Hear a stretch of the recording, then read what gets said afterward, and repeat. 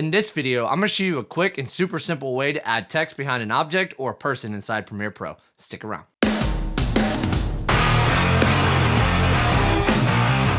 Tyler here from Video Editing with Tyler White, and if you want to learn how to edit video like a pro, start out by subscribing and hitting the bell so you don't miss anything. So the first thing I'm going to do with my clip already down on the timeline, I'm going to find the spot to where I want the text to appear, and right here looks pretty good for me. Then what I'm going to do is I'm going to press T on the keyboard. I'm going to click anywhere inside the frame. I'm going to type in what I want my text to say. Then I'm going to go over here under Effects Control, and I'm going to make sure that my text is highlighted, and I can make adjustments to the text. I can change the font, change the size of my font. I want to make this a little bit bigger. And then what I'm going to do to center this up is I'm going to go over here to the Graphics tab. I'm going to click on Edit here, and then I'm just going to click this center button to center it up within the frame. And I'm just going to bring this up just a little bit. That looks pretty good right there. Then I'm going to go back over to the Editing tab. And now what I want to do is make sure that I have my text selected. Then I'm going to scroll down. And under Transform, where it says Opacity, I want to change this down to 10%. This is going to be extremely important because what we're going to do here in just a minute, this is going to allow me to see my original video clip through the text. Then I want to scroll down some more under where it says Video, and I'm going to click on this little pen tool here, the Free Draw Bezier, and this is going to allow me to create a mask. And I'm going to mask around myself to make sure that the text shows up behind me in the frame. So the first thing I'm going to do is go over here to Fit, change this to 200%, and I'm just going to mask this out. And in this tutorial, I'm going to do this fairly quickly, but the more you take your time, the better this mask is going to look, the better the effect is going to look.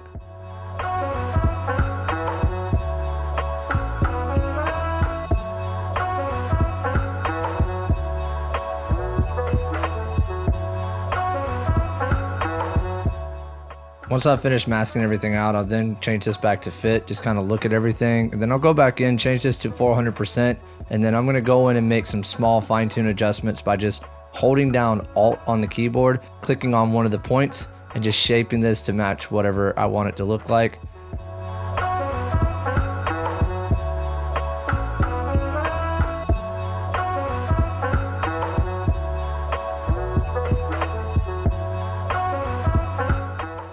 And that looks pretty good to me. Like I said, the longer you spend on this, the better the effect is going to look. So once I've finished masking out my subject, I'm going to scroll down over here, and I'm going to check the box that says inverted, and that's going to put my text on the outside of my subject. Then what I want to do is scroll back up, and I'm going to change this under Transform, the opacity back to 100%, and I'm going to scroll back down, and I want to turn, at this time, I want to turn the mask feather all the way down to 0. Then what I'm going to do is select the footage of myself, and that looks like it's masked out pretty well for that first frame. So throughout the clip, there's a little bit of movement, and what we'll have to do is we're going to have to move this mask around to make sure that the text doesn't look weird whenever it's on the screen.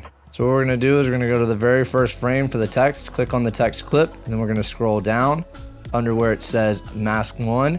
I'm going to click the stopwatch right here to create a keyframe. I want to make sure that the Mask 1 is selected so that I can see those blue dots again. And then I'm just going to go forward a couple of frames, so 1, 2, 3, 4, 5. And then I'm just going to make small adjustments. If I zoom in, you'll notice that I need to move the mask over. So what I'll do is I'll start off by clicking and dragging that mask over just a little bit, making sure that it fits back onto my subject correctly. And then I'll just go all around the body and fix these if I need to by moving them back into the proper position.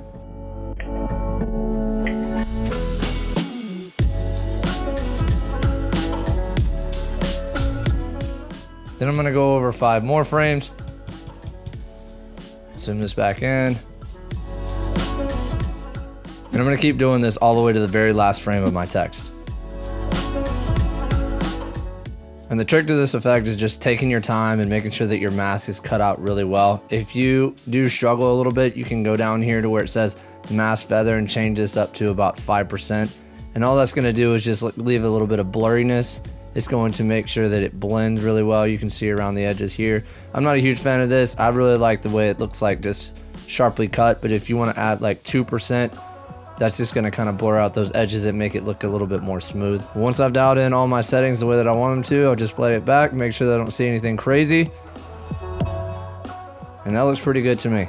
Continue to perfect your skills by checking out this video. Edit like a pro by subscribing and hitting the bell so you don't miss anything. I'll see you in the next video.